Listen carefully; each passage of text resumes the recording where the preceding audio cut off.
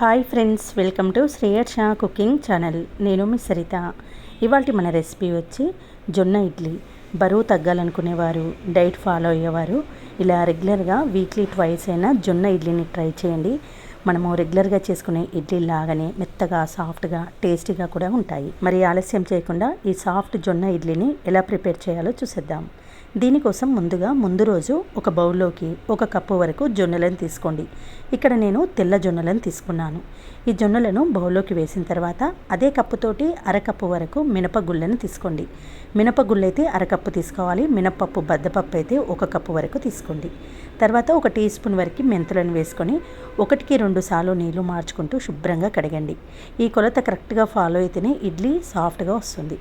కడిగిన తర్వాత బౌల్ నిండా వాటర్ పోసేసి సుమారుగా 8 గంటల పాటు నానబెట్టుకోవాలి. 8 గంటల తర్వాత చూడండి, జొన్నలు, మినపప్పు సాఫ్ట్గా నానిపోతాయి.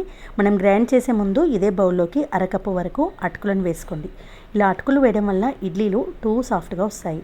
తర్వాత నీళ్ళని వంపేసుకుంటూ ఈ జొన్నలను, మినపప్పును, అటుకులను వేసుకుంటూ కొన్ని వాటర్ని యాడ్ చేస్తూ ఇలా స్మూత్గా గ్రైండ్ చేయండి. అయితే మరీ మెత్తటి పేస్ట్లా కాకుండా లైట్గా రవ్వ ఉండేటట్టు గ్రైండ్ చేయాలి.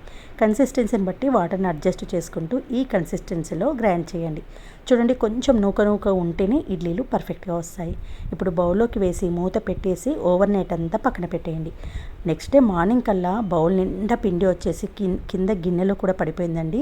నేను ఆ పిక్ చూపిద్దామంటే నేను లేసేసరికి మా అత్తమ్మ ఈ బౌల్లోనంతా క్లీన్ చేసేసి పెట్టేసింది. అందుకే నేను అది చూపించలేకపోతున్నాను. పిండి ఫుల్గా పులిసిందన్నట్టు. ఈ పులిసిన పిండిలోకి 1 టీ స్పూన్ సాల్ట్ వేసి కలిపేసి ఇడ్లీ పాత్రల్లో కొంచెం ఆయిల్ అప్లై చేసుకొని పిండిని మరీ ఫుల్గా కాకుండా కొంచెం తక్కువగా వేసుకోవాలి. అలా అయితేనే ఇడ్లీ మరింత సాఫ్ట్గా వస్తాయి. ఇడ్లీ పాత్ర సెట్ చేసుకున్న తర్వాత ముందుగానే స్టవ్ పైన ఇడ్లీ పాత్రను పెట్టేసుకొని దాంట్లో 1 గ్లాస్ నిండా వాటర్ పోసేయండి. వాటర్ మరిగేటప్పుడే ఇడ్లీ స్టాండ్ పెట్టేసి మూత పెట్టి మీడియం ఫ్లేమ్లో 10 మినిట్స్ పాటు ఉంచండి.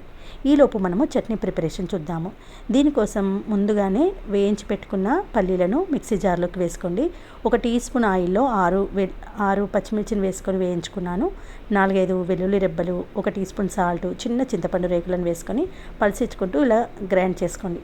తర్వాత దీంట్లోకి సరిపడా వాటర్ వేసేసుకొని మెత్తగా గ్రైండ్ చేయండి. ఇక్కడ మా ఇంట్లో వాళ్ళకి చట్నీ కొంచెం పల్చగా ఉంటే ఇష్టపడతారు కాబట్టి నేను ఈ కన్సిస్టెన్సీలో ప్రిపేర్ చేశాను.